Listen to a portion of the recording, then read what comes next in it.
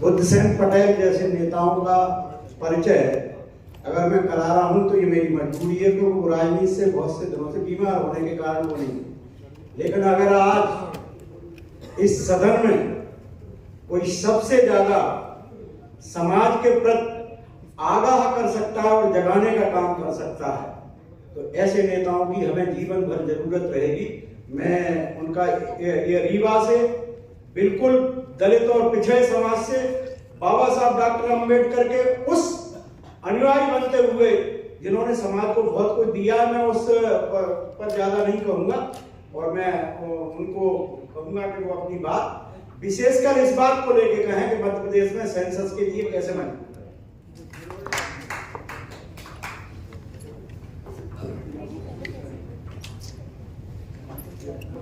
सामाजिक क्रांति के जनक महात्मा ज्योतिबा फूले, भारत के संविधान निर्माता परम पूज्य बाबा साहब अम्बेडकर को नमन करते हुए आज इस कार्यक्रम के माननीय अध्यक्ष महोदय, माननीय अतिथि राज्यसभा सदस्य महोदय, माननीय यादव जी, माननीय रतनलाल जी और मंच पर विराजमान हमारे सभी साथी और इस कार्यक्रम में आए हुए हमारे बुजुर्ग नौजवान साथियों, मित्रों, साथियों, वैसे तो इस मीटिंग में जितने लोग आए हैं कुछ तो 2-4 नौजवान हैं, बाकी जो हैं वो अधिक नौजवान हैं। उनके पास विचारधारा है, उनके पास अनुभव है और यही टीम इस आंदोलन को आगे बढ़ा सकती है। आज जाति जनगणना के संबंध में सामाजिक और आर्थिक, शैक्षणिक तमाम सारी बातों को लेकर ये कार्यक्रम है और इस कार्यक्रम में मेन मुद्दा जाति जनगणना का है। जाति जनगणना की मांग वो लोग कर रहे हैं जिनको जाति पात से नुकसान है, लेकिन जिन लोगों को जाति पात से फायदा है, जिन लोगों को जाति पात से सारी चीजें मिल रही है, वो चाहते हैं कि जाति जनगणना ना हो। लेकिन पिछले 4000 साल से और आजादी के इस 75 साल में हम लोगों ने जाति पात की वजह से हमारा सबसे बड़ा नुकसान हुआ है और इस नुकसान की वजह से आज पूरा समाज, पूरा प्रदेश, देश आक्रोशित है कि हमारा जाति जनगणना होना चाहिए। लेकिन जो हमारे नेतृत्व करने वाले लोग हैं, जिन्हें हम वोट दे के नेता बनाते हैं, वो नेता इस लड़ाई को मजबूती से नहीं लड़ते।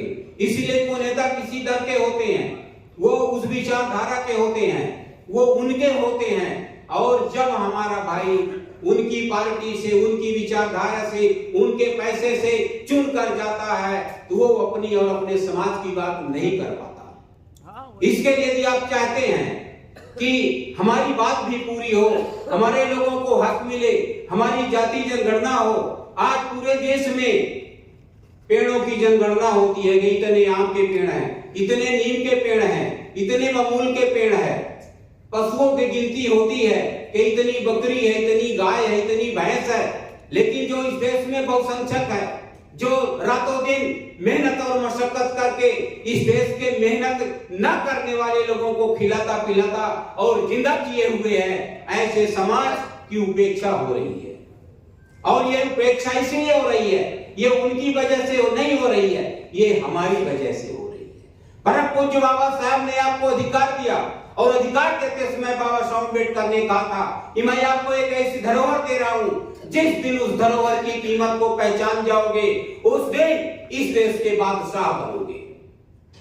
आजादी का 75 साल बीत गया, बाबा साहब ने वोट का अधिकार दिया, हम वोट की कीमत ही नहीं समझ पाए।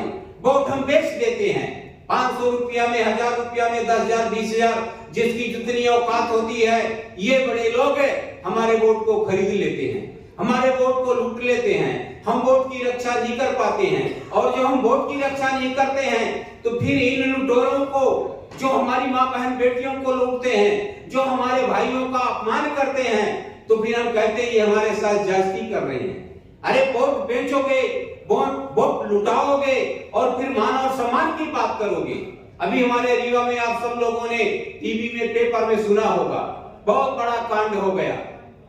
वो बहुत बड़ा कांड में नहीं हुआ है, 75 साल के बाद चेतना आई है, 75 साल के बाद जागरूकता आई है।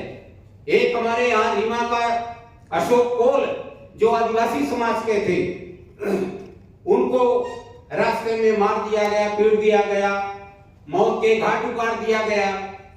जब उनको बाद में पता चला कि अमुक व्यक्ति ने हमारे अशोक कोल को मारा है, और वो अशोक कोल को मारने वाले लोग धमकी भी दे रहे थे कि अभी तो हमने अशोक को मारा है, अभी पता नहीं कितने को मारूंगा, तो उन लोगों का भीतर का जो जज्बा है वो जाग गया। उसने कहा ये फिर से मारेंगे। तो फिर उन आदिवासी समाज के लोगों ने अपनी एक टीम बनाई और जिस आदमी ने मारा था उसके घर में जाके उसको काट दिए। अब इस बात को लेके वहां प्रशासन तो बीजेपी का है, तमाम सारे ये बड़े लोग वहां बैठे हुए हैं, इनको तो मजा आया कि चलो अशोक कोल को मार दिया गया। अशोक कोल के लोगों ने इस दुबे को मार दिया। फिर इसके बाद सारी सरकारी हमला उन कोलों को मारने के लिए फिर पहुंची। फिर उन लोगों ने पूरे अपने नात रिश्तेदार चाहने वाले सबको बुला लिया और पुलिस के ऊपर भी हमला कर दिया। उसमें पुलिस का भी एक ब्राह्मण मारा गया। तो इस घटना में 2 ब्राह्मण और 1 कोल मारा गया। उस कोल को हम धन्यवाद देते हैं जिसने अपने मान सम्मान के लिए, अपने बाप के बदले के लिए ये घटना किया है, और इसी की जरूरत है। कब तक सहते रहोगे? कब तक मां बहन बेटियों की इज्जत लुटवाते रहोगे? कब तक अपने बुजुर्गों को सम्मान नहीं होने दोगे? बाबा साहब ने तो सामाजिक सम्मान की लड़ाई बाबा साहब लड़के चले गए। बाबा साहब धरती के प्रथम विद्वान हैं और उन्होंने इतना बड़ा संविधान लिखा। मनुस्मृति के सेम अपोजिट एक तरफ मनुस्मृति चलती है, गांव में जहां हम लोग रहते हैं, रातों दिन अपना जीवन यापन करते हैं, वहां मनुस्मृति चलती है। जहां जातिवाद है, वहां छुआछूत है, वहां भेदभाव है, सामाजिक गैर बराबरी है। आज भी गांव में हैंडपंप में पानी हमारे समाज के लोग नहीं भर पाते हैं। इसे आप लोकतंत्र कहेंगे?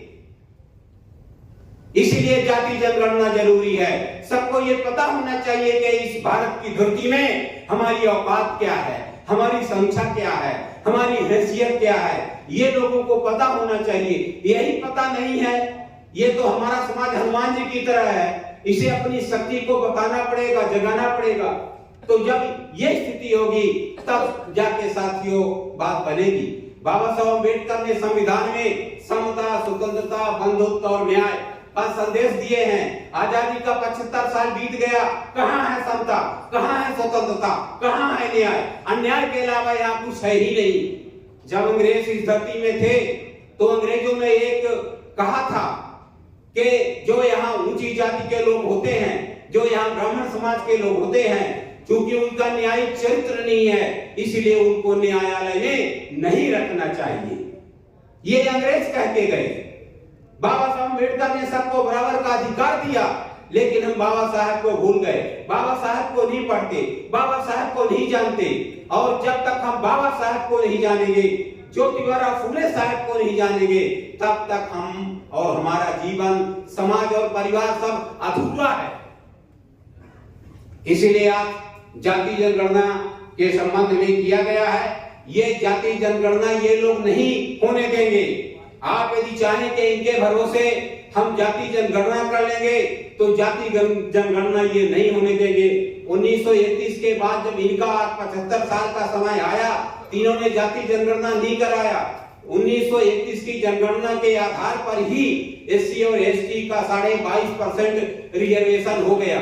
उसमें 52% पिछड़े वर्ग के लोगों का भी था, लेकिन ये 75 साल के बीच में पिछड़े वर्ग के लोगों को कुछ नहीं दिए। एक ही रास्ता है। आप जिस तरह से यहाँ मीटिंग है, पूरे भारत के गांव-गांव में मीटिंग करिए और समाज के लोगों को अपने अधिकार और अपने कर्तव्य के बारे में बताइए। और जब वो एक एक आदमी जागरूक हो जाएगा, एक एक आदमी अपने अधिकार के प्रति सजग हो जाएगा, तब फिर वो जाति जनगणना, जाति भागीदारी, न्याय, सर्विस, आईएएस, आईपीएस वो छीन लेगा।